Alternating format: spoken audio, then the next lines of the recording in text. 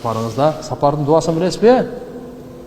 Болса, азыр мына мен айтып берем, жақсы жаттап алың, же запис кылып алың. Аллахумма инни ас'алука фи сафарина хада al-birra wat-taqwa wa min al-amali ma tarda. Allahumma hawwin alayna safarana hada watwi 'anna buda. Allahumma anta sahibu fi as-safar wal khalifatu fi al-ahl.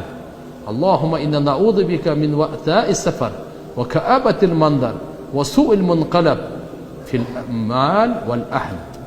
Ya Allah, мына ушу сапарымда сенен жакшылыкты сурайм, күнөөдөн сактанууну сурайм, жана сен разы болгон амалды кылганды сурайм.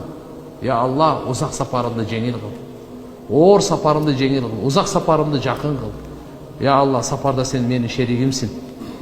Я Алла, сапардан, ушу сапардан. Я Алла, мен сенен суран, Аллахумма анта сахби фи сафар, сен шериксин, вал халифата фил ахл, үй бүлөмдө бала чакамда орун басарсың. Ya Allah, men senin pana tileymin.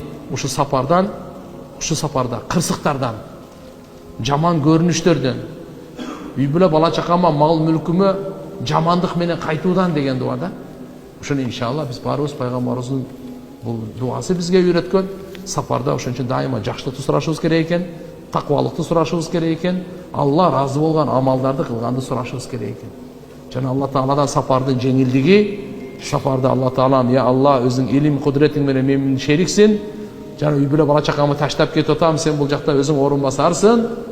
Я Алла, эми ушу сапарда жаман абалга чалдыктырба, жаман көрүнүштөргө калдырба, кырсыктарга, ушундайларга деген дуада.